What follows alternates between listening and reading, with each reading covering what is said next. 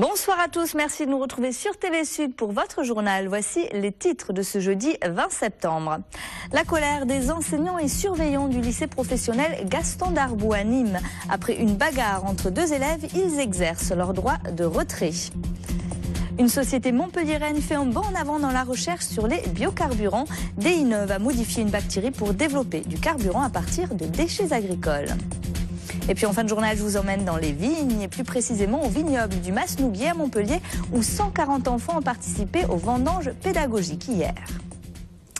Le personnel du lycée professionnel Gaston Darboux fait valoir son droit de retrait en cause d'une bagarre qui a éclaté lundi matin entre deux élèves en classe de CAP. Les enseignants et les surveillants de ce lycée professionnel estiment qu'ils ne sont pas assez nombreux pour assurer des conditions de travail sereines. À la rentrée, ils avaient déjà observé plusieurs jours de grève. Pour cette raison, reportage Olivier Michel.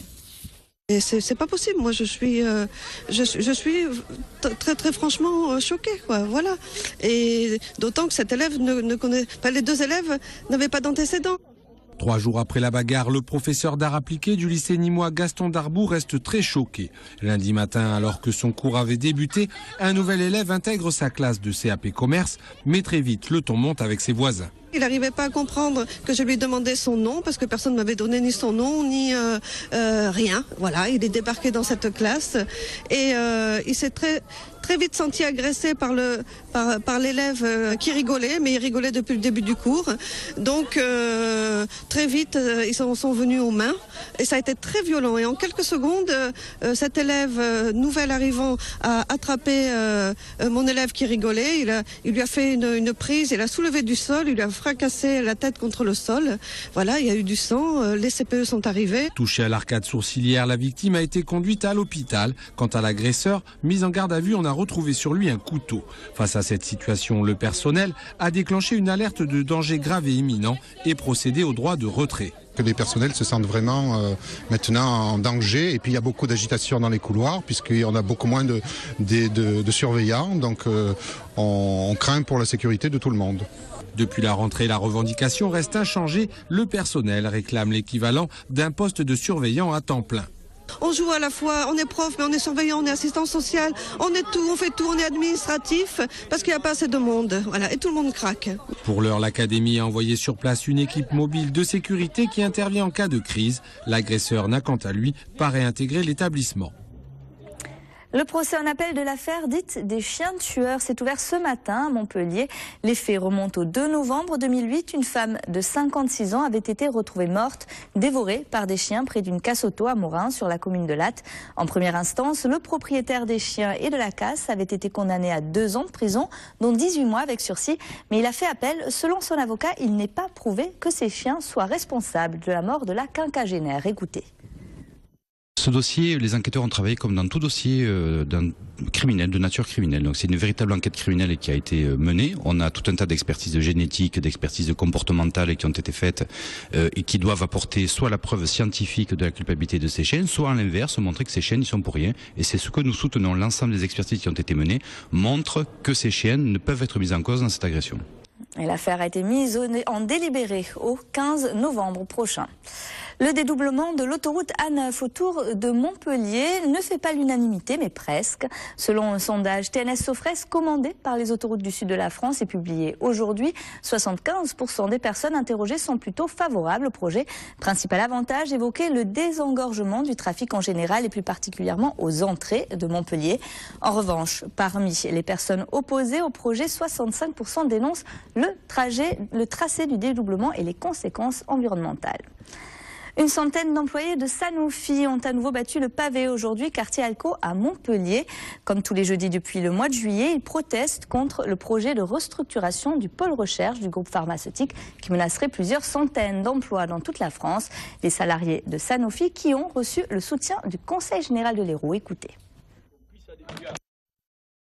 Ça nous remonte le moral parce que les gens se sont un peu moins isolés, parce qu'on est quand même par rapport face à une direction qui est très très déterminée à mettre en œuvre ces plans de restructuration, et on tourne un peu en vase clos, et d'avoir une ouverture sur l'extérieur avec des politiques locaux qui veulent réellement se battre à nos côtés et être vraiment efficaces, ça fait plaisir, oui. Ce qu'il faudrait, c'est arriver à voir avec le Premier ministre et même peut-être le président Hollande la possibilité de voir comment le gouvernement pourrait s'impliquer dans le conseil d'administration de Sanofi pour éviter que n'importe quel plan de sauvegarde soit proposé.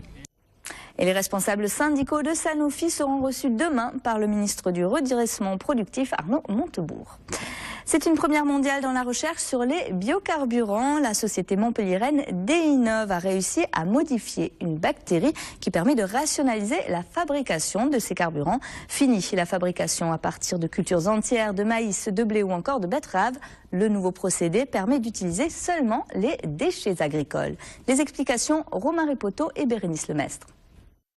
Jusqu'à présent, pour produire du biocarburant, il fallait des céréales, c'est-à-dire de la biomasse, puis des enzymes pour faire du glucose. Le glucose ainsi obtenu était transformé par d'autres enzymes en éthanol. Mais grâce au déinocoque, plus besoin d'enzymes. La bactérie modifiée simplifie le processus.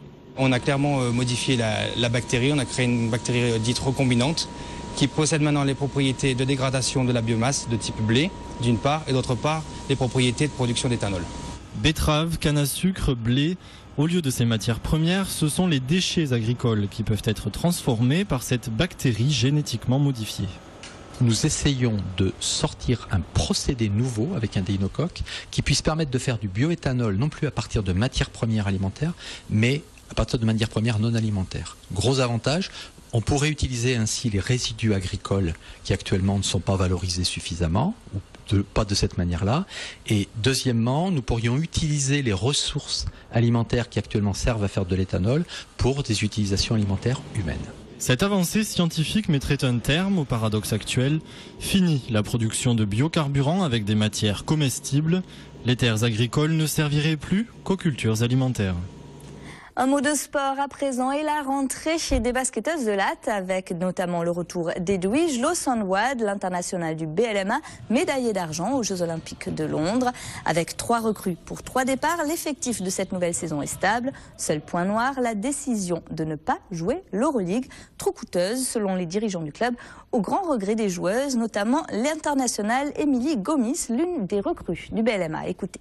Des compétitrices, donc on a envie de jouer la meilleure compétition qui puisse exister. Voilà, surtout après avoir vécu les Jeux Olympiques, je vais pas vous mentir, c'est quand on sort de ces Jeux, on a envie de rencontrer les meilleurs, de jouer contre les meilleurs et de défier les meilleurs, tout simplement, parce que ça nous aide à nous surpasser. Et on a envie de savoir jusqu'où on peut aller.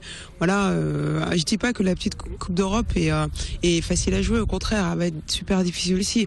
Après, peut-être qu'on aura plus de chances d'aller jusqu'au bout, mais à la base. J'avais signé pour ça aussi, donc quand je l'ai su après, j'étais un peu déçue, quoi. Coup d'envoi de la saison ce week-end lors de l'Open de Bercy. Le BLMA affronte Toulouse dimanche à 16h15. Montpellier renoue avec le championnat de football après 2 semaines de pause. Le MHSC reçoit Saint-Etienne demain soir. Un match couperé pour les footballeurs montpelliérains. 16e au classement de Ligue 1 et battu à Reims 3-1 lors de leur dernier match. Objectif demain soir, retrouver l'état d'esprit de l'équipe qui affrontait Arsenal en Ligue des Champions mardi soir à la Mosson. Et ce, malgré la défaite. Écoutez. On a montré que dès lors qu'on mettait de l'état d'esprit, on devenait une équipe dangereuse et redoutable. Donc ça voulait dire que dans les autres matchs, on l'avait sûrement pas mis.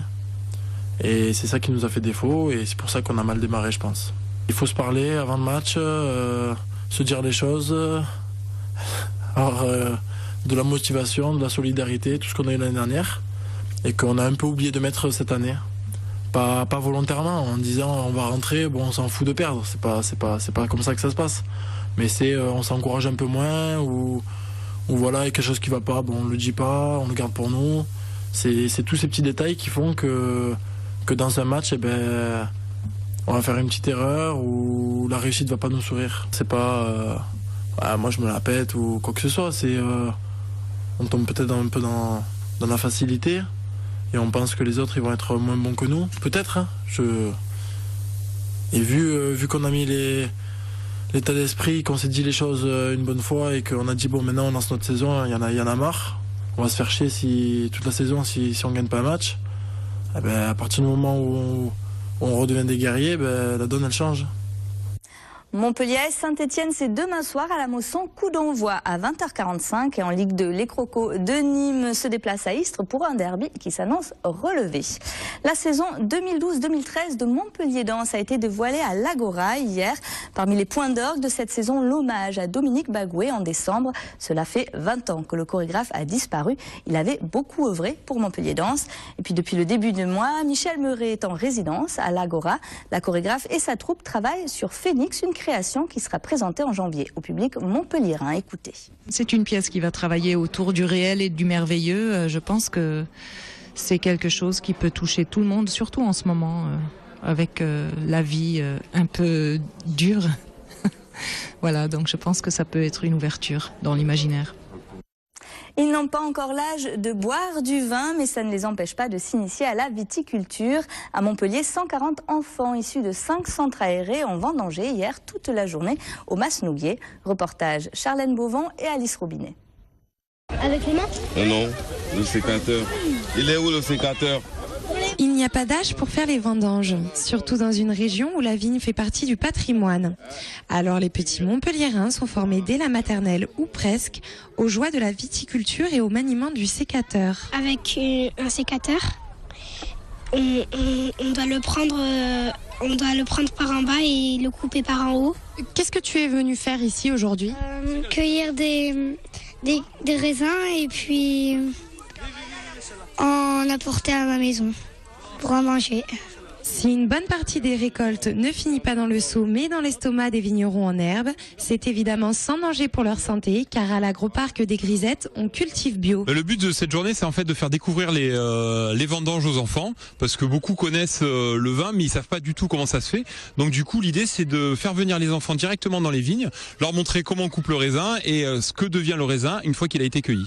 Ils ont appris déjà comment on coupait le raisin, tout simplement. Le fait parce que mine de rien, ils utilisent un sécateur. Le sécateur, c'est quand même dangereux, donc ils ont appris quelques techniques par rapport à ça. Après, ils ont appris à repérer les grappes qui étaient bonnes, celles qui étaient mauvaises, etc. Ah, le mien est trop lourd! Le nôtre, il est trop lourd! Oh, j'ai mal au dos, moi. Après l'effort, le réconfort avec un pique-nique et une après-midi de jeu sur le thème de la vigne. Mais d'abord, il faut finir la récolte. Allez, c'est reparti les garçons. Où sont les sécateurs ? Donnez-nous les sécateurs. Ah non, c'est à coup de rôle.